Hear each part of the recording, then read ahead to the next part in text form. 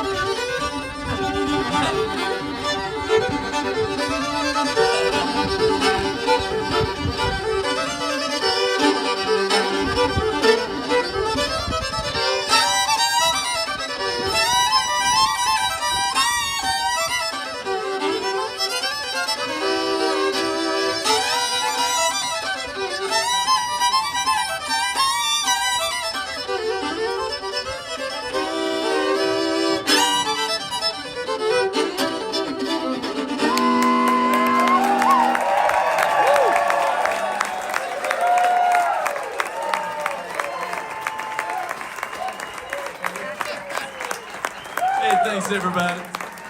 I'm Jason Carter. This is Michael Cleveland. Welcome to the Hammer Dulcimer Workshop. Thank y'all for coming out.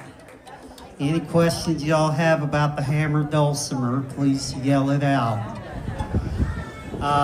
No, seriously, thanks so much for having us here. And that might be the first time we played Wheelhouse together. It might be. Sounded like it on my part. Nah. Man, so this is great. If anybody has any questions, we're happy to answer any of those you may have. And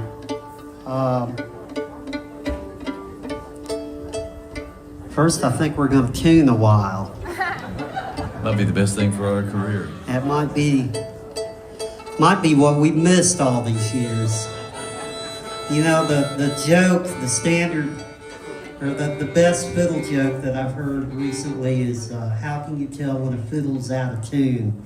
When the bow is moving. Does anybody have any questions for either of us? Okay. Well, I've been playing. I started yesterday. They say I'm a prodigy. No, I started playing when I was 4 years old, and I'm 44 now. So it's been, man, it's been a while. Yeah, so about 30 years, right? 40 years. 40 years. Good God. How long have you been playing, Jason? Yeah, and I'm not sure. I started when I was about 15 years old. I'm 52. This has always been interesting to me about Jason. You know, most people, just to give you a little background on me, I heard the Orange Blossom Special, and that's what made me want to play the fiddle. And that song just, when I was 4 years old, I heard that. I knew that I had to learn, if I could, how to do that. But Jason, you started, how did you start playing the fiddle and why? Well, Mike, I started off on the guitar, I guess, when I was around 8 years old, and I was always a fan of Tony Rice, and I was just like everybody else, trying to imitate Tony Rice, his style of playing, and sometime around I was maybe around 15 years old, I heard Del McCoury, and I wound up, I spent the last 33 years playing with Del up until this January, and I left the band in January. But anyway, back to what we were talking about there, when I heard Del, that kind of changed everything for me. And I was drawn to it was the guitar, kind of what I was drawn to. The guitar, just Del McCoury, his guitar, his vocal, and that rhythm is really what got me. And so I would practice my guitar along with his records, and people would ask, you know, how it is when you're a kid. They'd say, "What are you going to do when you grow up, when you get out of school?" And I said, "I'm going to play with Del McCoury. That's what I want to do." And I guess I said it so much. My dad told me, he said, "Son, he plays guitar, and his boys play banjo and mandolin. So if you want to play with him, you're going to probably have to play bass or fiddle." And we had a fiddle at home, so that's what started me playing fiddle. My dad showed me a couple things, and I immediately started putting back on those records and trying to learn those fiddle breaks to the best of my ability. And that's kind of how I started. And I was 15. I was 19 years old when I got the job with Del. So, yeah. That is pretty cool, man. I mean, it was just dumb luck, you know. But you had a goal, and yeah. I mean, it's like this music thing, you know. Like you, if you're that deep into it, it's like anybody who's passionate about anything. You get that deep into it, and it's like you have to do it, and you did. That's right, really man. Cool. Man, you know, I got lucky. When I graduated high school, I went to vocational school. I didn't really want to, but when I graduated high school, it hit me. It's like, oh man, how am I ever going to do this? You know, because Dale lives in Pennsylvania. He lived in Pennsylvania at the time. I lived in Eastern Kentucky and probably didn't have a car by then. You know, I don't think I got my first vehicle till I got a job with Dell. I think. Yeah, definitely. It was around that time. No, I got it. Yeah, it was. It definitely was. It was in '91. It was my truck. But anyway, I started in February '92. But I got a job with the Goins Brothers from Eastern Kentucky, and we wound up playing a show down in Nashville. The Spigma Convention is a bluegrass festival, and Dell was down there, and his fiddle player at the time was Tad Marks, and Tad's actually where I got my fiddle. It used to belong to Tad. But while I was down there, Tad he kind of knew that I wanted his job. I mean, I would go see him, and he knew what kind of I was a big fan of those guys. I was friends with Tad, but he knew I wanted to play with Del. He knew I loved that music, and he came to me when we were down there at that festival, and he said, "Hey, man, the McCurrys are moving to Nashville, and I'm not making the move, so this job's coming open." He said, "You should go talk to Del." And man, I made a beeline. I found him, and I gave him my phone number, and so I owe a lot to Tad. And what happened after that? Del McCurry called my house. It's like 2 weeks later, and he said, "Hey, my parents said they knew exactly what was going on." Because I kept saying, "Yes, sir. Yes, sir." It's like I was in the army or something. But he told me, he said, "You were the first one to ask for the job, so you're the first one that gets to audition." And he said, "If you want to come down," he said, "I'm playing Nashville at Station Inn, then going to West Memphis, Arkansas, and Garland, Texas, and you can come down and try out." And I went down there and went on the trip with him, and I come back, and they hired me, and I was there for 33 years. So it's a lot of luck involved. I was able to be in the right place at the right time. You know what I mean, Mike? So, Yeah. yeah. It was kind of in the stars for me, I think.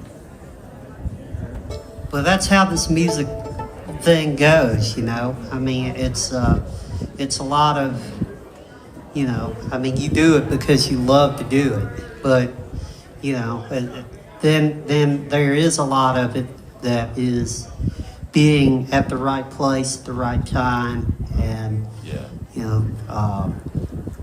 Well, it's like when I was in high school, or just when I was in school, we'd have these evaluational meetings, you know, where my parents would come in and they would ask, you know, "What are you going to do when you get out of school?" And I would always say, "I'm going to play bluegrass music. I'm going to play fiddle, you know, and play professionally."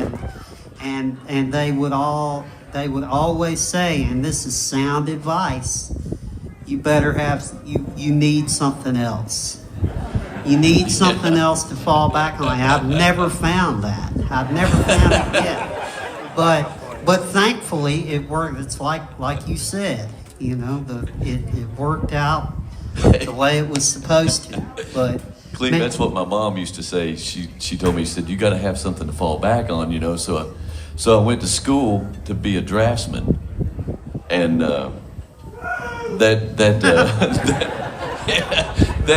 that school, they had a good like job placement thing where they could put you in a job and make really good money. Yeah. And I was doing good in school, and I was on the right track, and I got an offer to go play with the Goins brothers. Right. Go play hillbilly music. yeah, For $80 a day, and Exactly. that's only the days that you were playing. Only the days, not your travel days, nothing else. $80 a day, and I thought, this ain't a fiddle workshop. Done. This is career advice. Done. Y'all pay attention to that was the end of my schooling. Yeah, right. Gave it all up.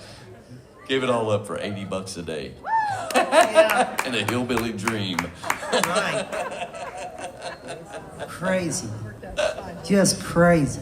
Hey, around that time too, man, when I got that job, it's about the first time it wasn't long after that, this little kid comes up playing fiddle, and it was this guy, and he was already awesome. And I don't remember I think that was up in Kentucky or Indiana, Yeah. Benton, Kentucky. Benton, Yeah. Kentucky. Yeah, man. And then every time he'd show up, he just got that much better and that much better. And then we started getting him up on stage, and then he got his own band, and he would get me up on stage, and that's kind of how we started playing together. We just around each other, you know. Yep, I've stolen every lick I could steal. Now I'm trying, but they're too hard. Well, any other career advice questions that you have? Yeah, this lady has a question over here. Actually, I got Two. All right. two. Yeah, so Jason, you have an amazing, I think, baritone. Thanks. So my first question is, what career advice or promotion around your voice did you get early on? And my second question is, what All right. Man, I don't know. Nobody gave me any advice about my voice or anything.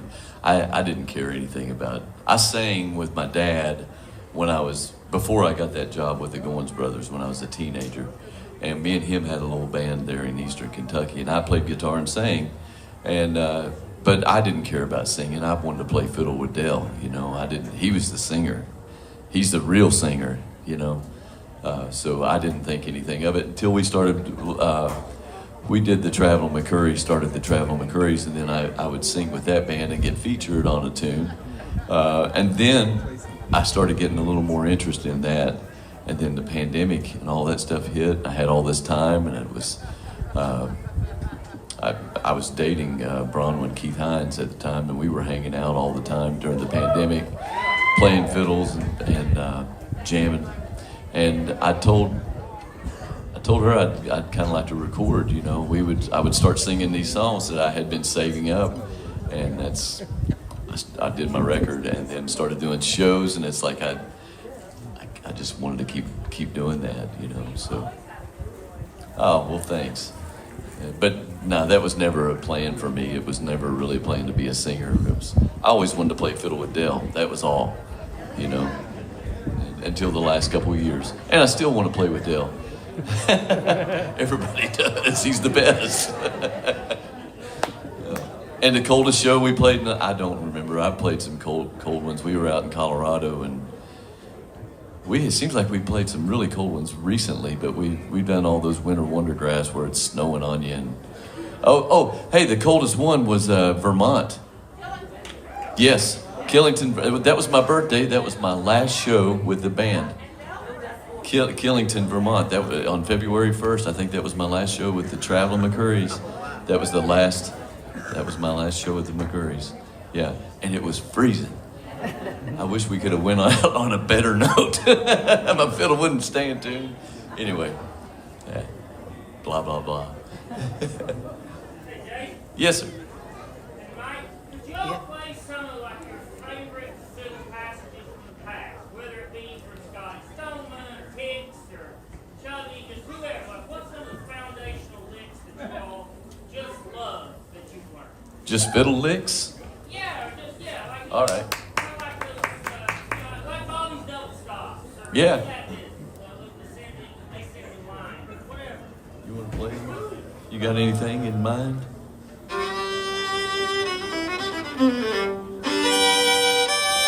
Play some in.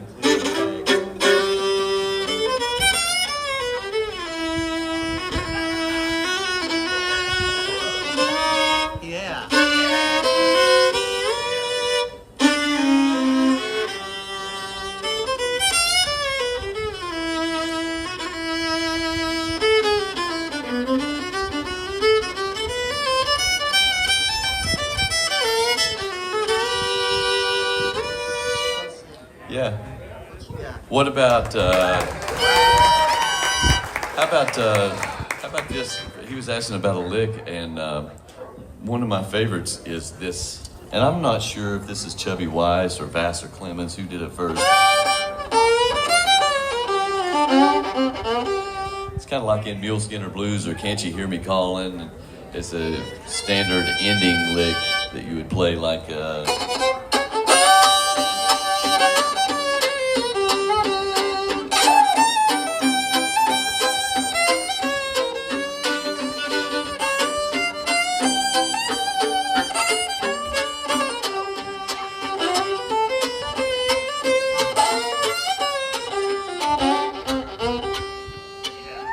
something like that.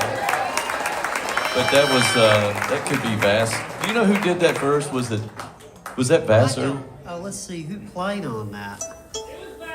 Was it? Well, no. Can't You Hear Me Calling was the Chubby, original. Was Chubby that Wise. was Chubby Wise. But did he play that lick on the end of that? I know Bobby played that lick. Yeah, Bobby Bobby Hicks played it sure on did, Ricky's yeah. cut. And Vassar Clemens played it on Mule Skinner Blues with Bill Monroe. I know that. But anyway, that's kind of a classic lick. Yeah. I don't know.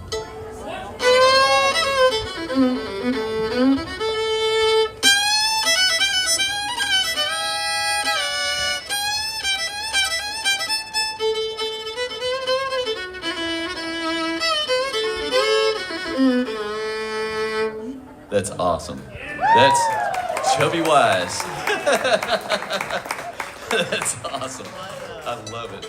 Plus Benny. Benny Martin. How about should we do Yeah, do that. or it's been a while.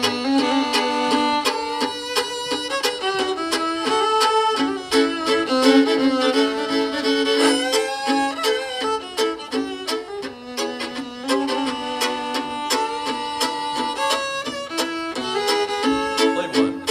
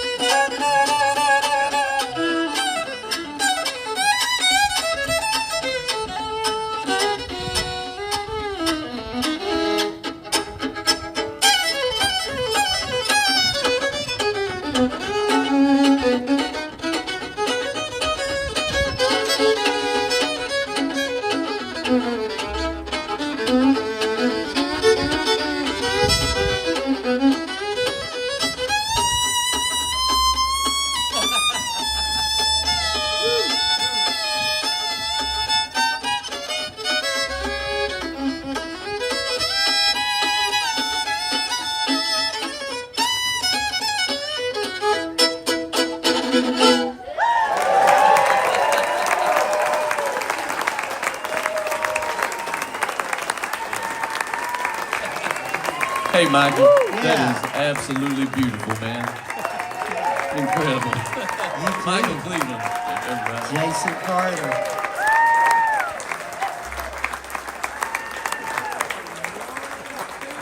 Hey, we would like to get Stacy Sinclair up here to play a fiddle tune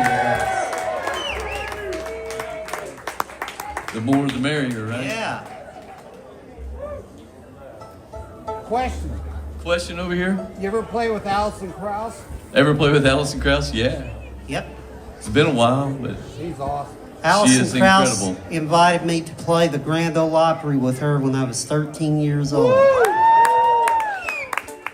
That was, man, you talk about making a kid's year, like more than that, really. I mean, I'll never forget it. And you played with her Yeah. quite a bit, right? right. Yeah. Well, not a lot. Well, I recorded something with her.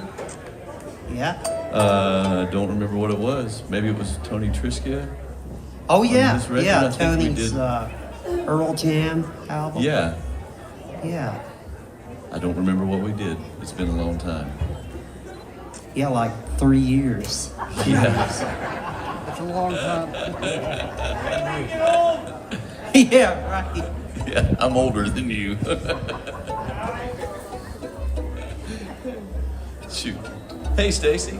Yeah. How's it going? Talk about making someone's year. Oh, This is the dream for me, guys. well, thanks for coming up and playing with us here. All right. I don't know. I'm gonna put you guys in charge. You kick it and I'll follow. I should too. You said Bill Cheatham, right?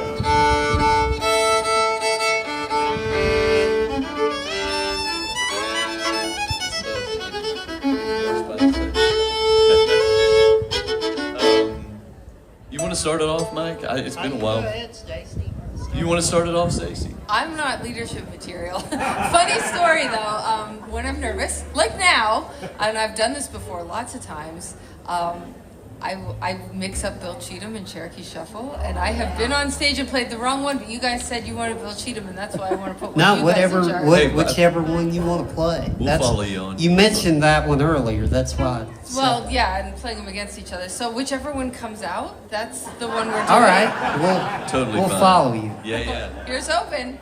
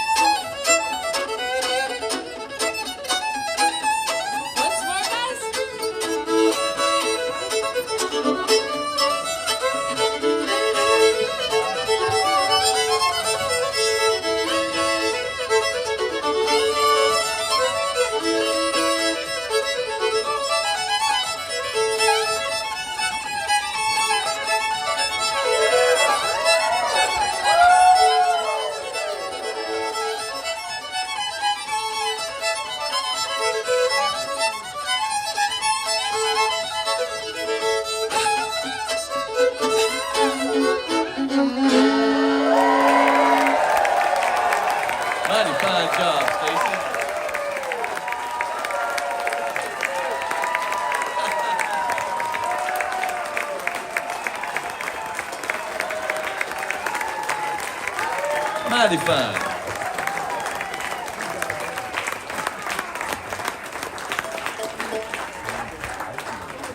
Well, that was fun. Absolutely. Man, this festival is fun too. Stacy's done a lot of work to put this together this year.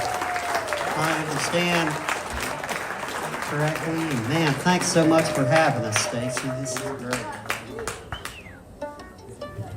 Any more questions or requests, or got a question here in the front? All right. Yeah.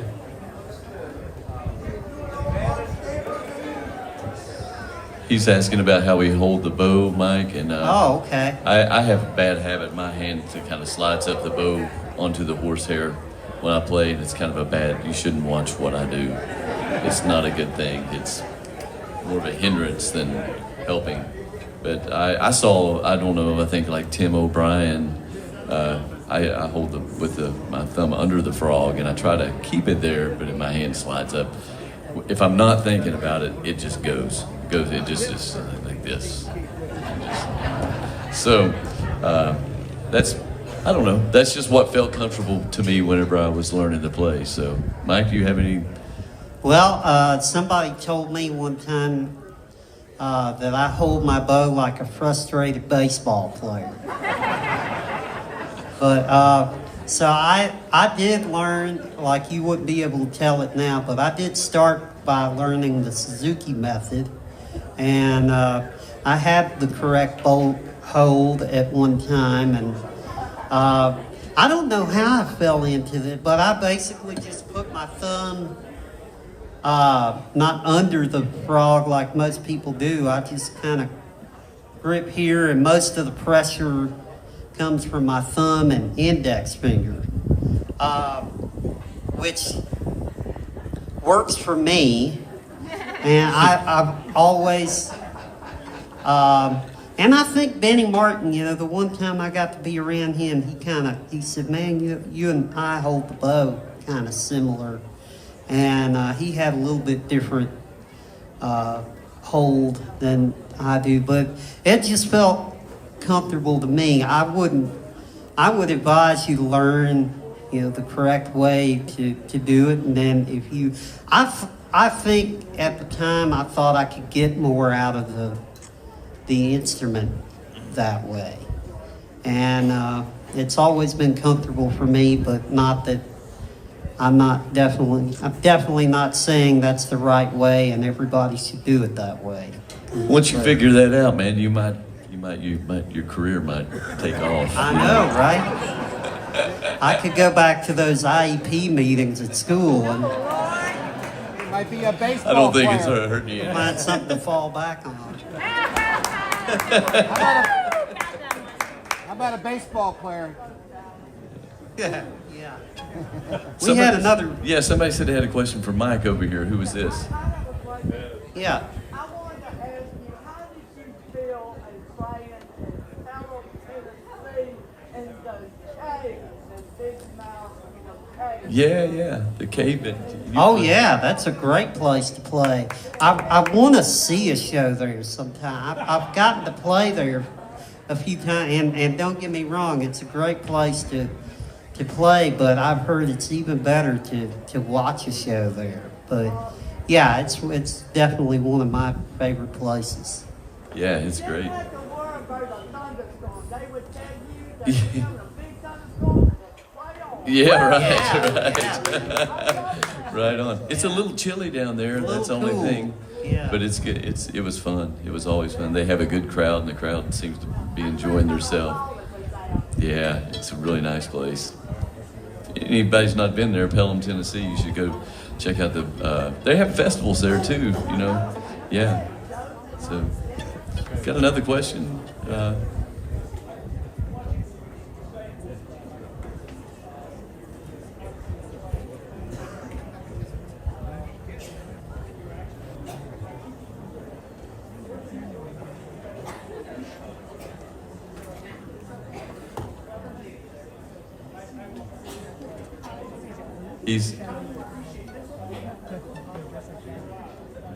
Man, I think the reason I'm smiling and almost laughing is because it sounds like the most beautiful music I've ever heard when Michael plays the fiddle. So I can't control my emotions, man.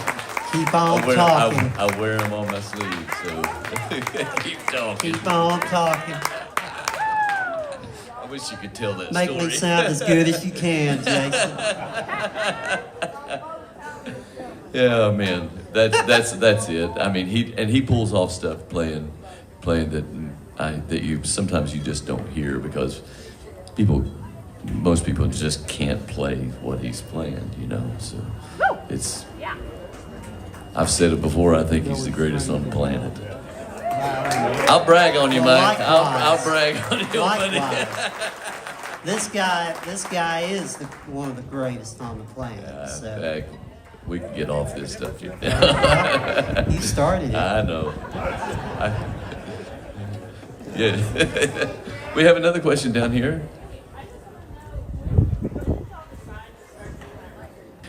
About 15 years ago. Yeah. We don't move very fast.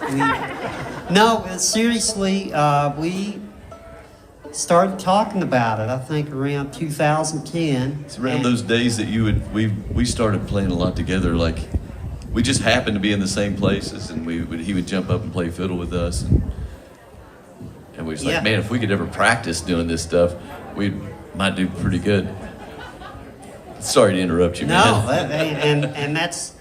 and we just got to talking about our favorite fiddle players and twin fiddle albums that we liked, and that there really hadn't been any twin fiddle albums in a long time, and it I think it kind of evolved. Like it started out as just a fiddle album, and I think now it's not this is, it still is a fiddle album, but I think it's a lot more than that now, because Jason, his singing is, I say this when I introduce him, but it's the truth. Like, he's always been one of my favorite fiddle players, but now I got to say he's one of my favorite singers. So that not only, could we do the twin fiddle things, and we were very, considered the fiddles in everything that we did. Even the vocal songs that we did have twin fiddle arrangements, and they're a big part of it. But with Jason singing, it's just another thing entirely. And that part of the coolest thing about the whole process was, I feel like I had the easy part of this gig. Like, I get to, I got to arrange a few things, come up with some fiddle parts, but the coolest thing is just to be able to listen to him sing all this stuff and play the crap out of the fiddle too. That's annoying. That's really annoying. He's a great singer too, but I can't get him to do it. Yeah. Sing one. Hey, I will say one thing. Somebody was asking me about the singing thing, and I have to say it was Mike. Mike was one of the first people to ask me to sing with him, and I recorded a tune with him on one of his records, and it kind of gave me the confidence to sing, to try it a little more often. So I give credit to Mike for a lot of that. Yeah, and I think what we have to, I hate to we need to wrap this up. They said, we'll sing, I'll sing all night long here in a little while. We're going to play it at 8:30, so Yeah. come see us. Yeah. Thank you all so much for having us, and thanks to Stacy, and thanks for all the great questions, and we'll be around, so come see us. Catch you in a little while, thank you. We should play one more if you don't mind, man. Hey, what do you guys want to hear? Tall timber! Tall timber!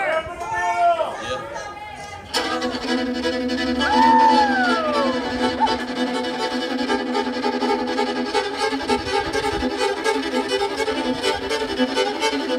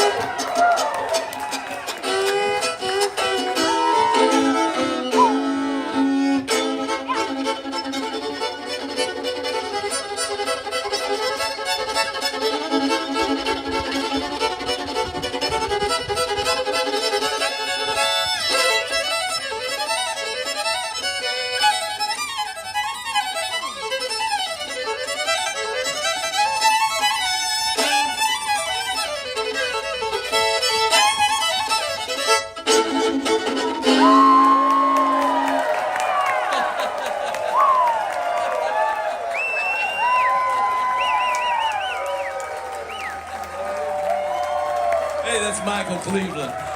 Jason Carter, everybody.